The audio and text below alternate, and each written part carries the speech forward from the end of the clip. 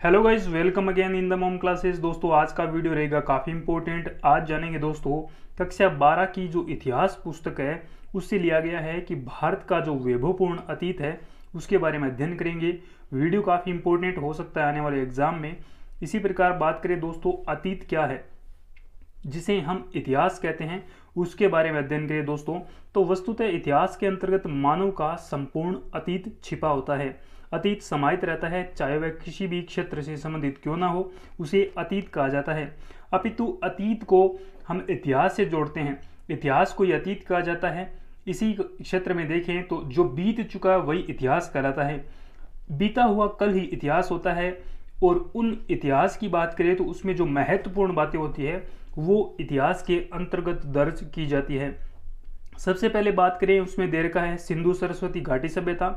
इसकी खोज 1921 में दयाराम साहनी के द्वारा की गई और इसे कहा जाता है हड़प्पा। 1922 में राखलदास बनर्जी ने मोहनजोदड़ो का उत्खनन किया। ये जो प्रमुख दो शहर थे हड़प्पा एवं मोहनजोदड़ो। हड़प्पा की खोज किसने की तो दयाराम साहनी ने 1921 में, तथा मोहनजोदड़ो की खोज किसने की, उत्खनन के बारे में अध्ययन करें तो 1922 में राखलदास बनर्जी के द्वारा इसकी उत्खनन किया गया। इसी के साथ बात करें तो विशाल स्नानागार प्राप्त हुए हैं, कहाँ से, मोहनजोदड़ो से। और यहाँ पर जो बात करें तो विशाल स्नानागार के महत्वपूर्ण भवन देखने को मिले हैं जिनका आकार 39 × 23 × 8 फीट मिलता है देखने को। इसी के साथ बात करें दोस्तों, हड़प्पा एवं मोहनजोदड़ो है, यहाँ से विशाल अन्नागार मिले हैं। और दोस्तों काफ़ी इंपॉर्टेंट, विशाल जलाशय स्टेडियम कहाँ से मिला है तो ये धोलावीरा के उत्खनन से मिला है। और धोलावीरा कहाँ पर पड़ता है, ये गुजरात में पड़ता है दोस्तों। धोलावीरा गुजरात से विशाल जलाशय स्टेडियम मिला है। और इसी के साथ बात करें तो यहाँ पर विशाल गोदीबाड़ा मिला है जो कि लोथल से पक्की ईंटों का एक ढांचा मिला है जिसे क्या कहा जाता है, गोदीबाड़ा। गोदीबाड़ा को इंग्लिश में डॉकयार्ड कहा जाता है दोस्तों, ये भी काफ़ी इंपॉर्टेंट हो सकता है।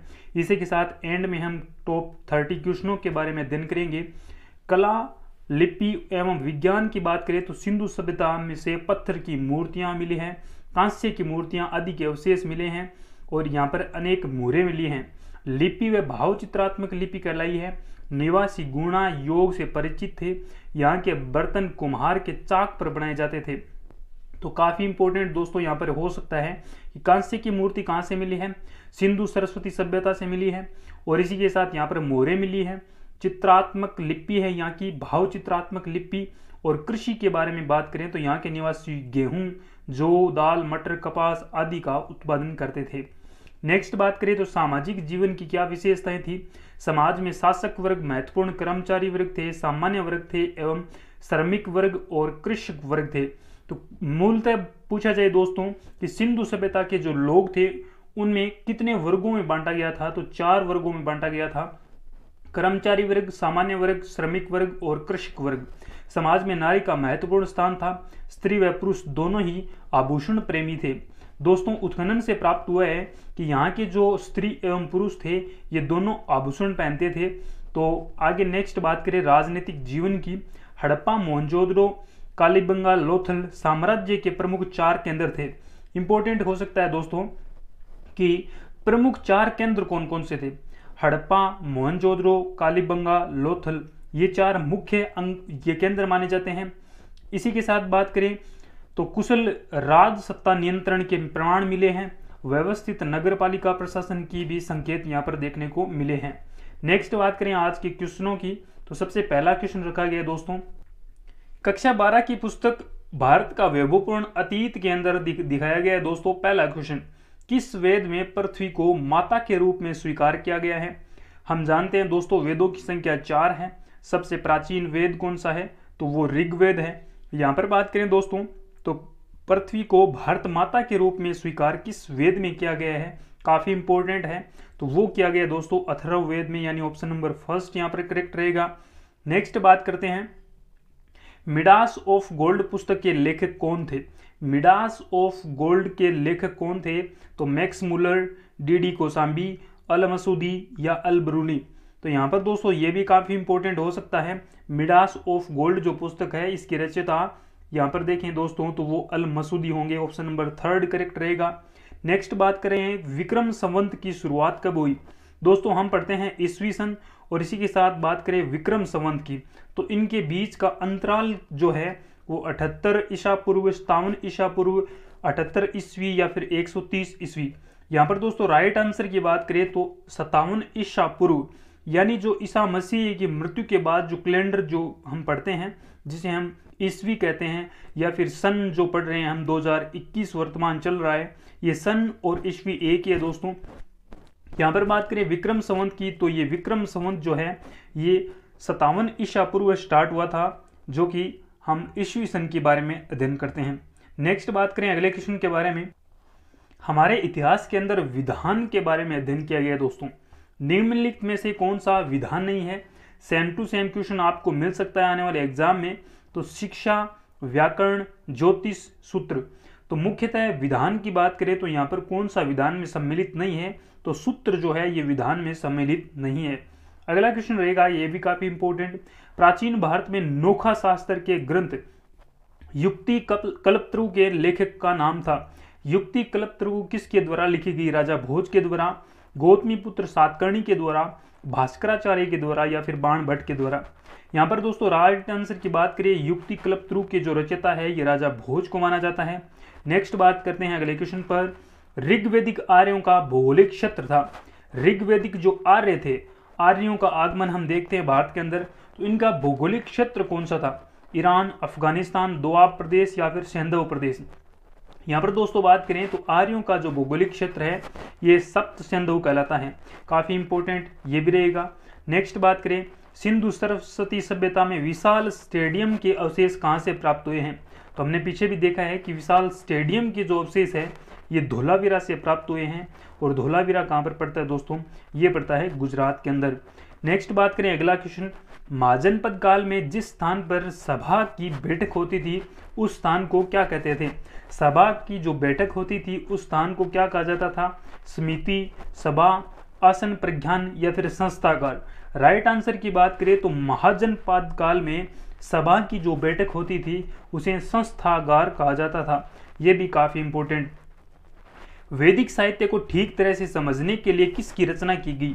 वैदिक जो साहित्य है, हमारे 4 वेदों के बारे में अध्ययन करते हैं, उस साहित्य को ठीक तरह से समझने के लिए किसकी रचना की गई? ये काफी इंपॉर्टेंट। ब्राह्मण ग्रंथ, उपनिषद, सूत्र साहित्य या फिर वेदांग साहित्य।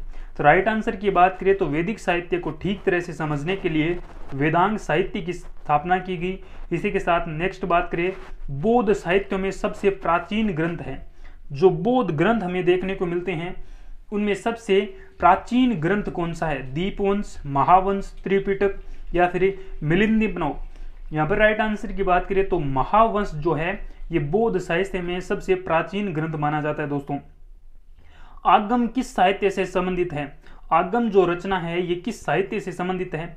ब्राह्मण साहित्य से, जैन साहित्य से, बौद्ध साहित्य से या फिर अरबी साहित्य से। राइट आंसर की बात करें तो ये जैन साहित्य से संबंधित है। कौन? आगम। आगम जो साहित्य है ये जैन साहित्य से संबंधित है। राजतरंगिणी की रचना किसने की थी?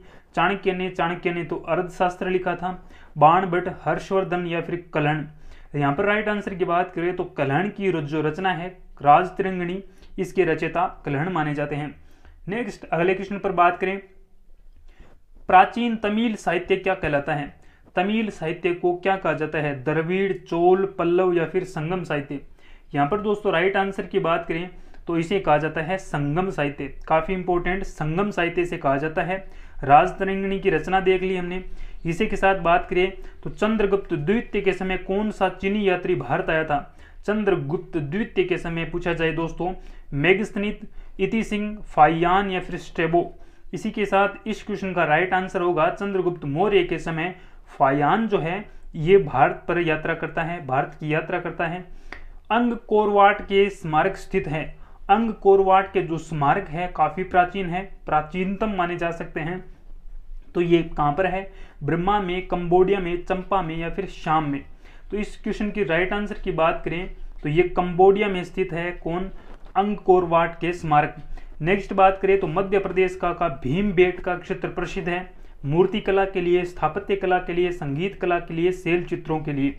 दोस्तों इतिहास की जानकारी हमें शैल चित्रों से प्राप्त होती है। और भीमबेटका की जो गुफाएं हैं यहाँ पर हमें प्राचीनतम शैल चित्र प्राप्त होते हैं। क्या प्राप्त होते हैं? शैल चित्र, यानी पत्थरों पर जो चित्र उकेरे गए हैं उन्हें शैल चित्र कहा जाता है। अग्नि पुराण में भारत को क्या कहा गया है? प्राचीन ग्रंथ अग्नि पुराण में भारत को क्या कहा गया है? महाद्वीप, जम्बू द्वीप, समृद्धि या फिर आर्यवर्त। यहाँ पर जम्बू द्वीप कहा गया है अग्नि पुराण में भारत को। और नेक्स्ट क्वेश्चन पर बात करें तो ऋग्वेद में कितने मंडल हैं? 8 मंडल है, 9 मंडल है, 10 मंडल है या फिर 7 मंडल है। अर्थात दोस्तों जिस प्रकार हमारे संविधान को 22 भागों में विभाजित किया गया है उसी प्रकार भी ऋग्वेद को कितने मंडल, मंडल का अर्थ यहाँ पर भाग बोल सकते हैं, कितने भागों में विभाजित किया गया है? तो वो 10 भागों में यानी 10 मंडल में विभाजित किया गया है। यात्रियों का राजकुमार किसे कहा जाता है? तो यात्रियों का राजकुमार दोस्तों यहाँ पर राइट आंसर की बात करें तो हमने देखा चाणक्य, बाणभट्ट, हर्षवर्धन या फिर ह्वेनसांग। ह्वेनसांग को कहा जाता है यात्रियों का राजकुमार।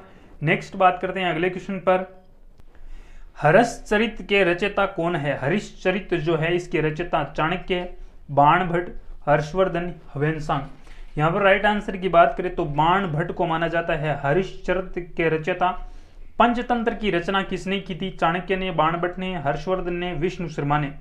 राइट आंसर की बात करें तो पंचतंत्र जो है ये विष्णु शर्मा की रचना है। जिस प्रकार राजतरंगिणी के बारे में हमने अध्ययन किया जो कि कल्याण की रचना थी। बोरोबुद्र का मंदिर कहाँ स्थित है? बोरोबुद्र का मंदिर ये भी काफी प्राचीनतम है। और ये कहाँ पर स्थित है? कोणार्क में तो प्राचीनतम सूर्य मंदिर है। भुवनेश्वर, लावा या फिर जावा। यहाँ पर दोस्तों राइट आंसर की बात करें तो जावा में स्थित है बोरोबुद्र का प्राचीन मंदिर। इसी के साथ वैदिक काल में कौन सी नदी को जीवन का आधार थी? जीवन का आधार वैदिक काल में किस नदी को माना जाता है? सिंधु, झेलम, रावी या फिर सरस्वती। सरस्वती जो नदी है इसे वैदिक काल में लोगों की जीवन का आधार माना जाता है। वैदिक काल में कितने पुरुषार्थों का वर्णन किया गया है दोस्तों? तो वैदिक काल में 5, 4, 7 और 6। यहाँ पर दोस्तों राइट आंसर की बात करें तो 4 पुरुषार्थों का वर्णन किया गया है। किस काल में? वैदिक काल में दोस्तों।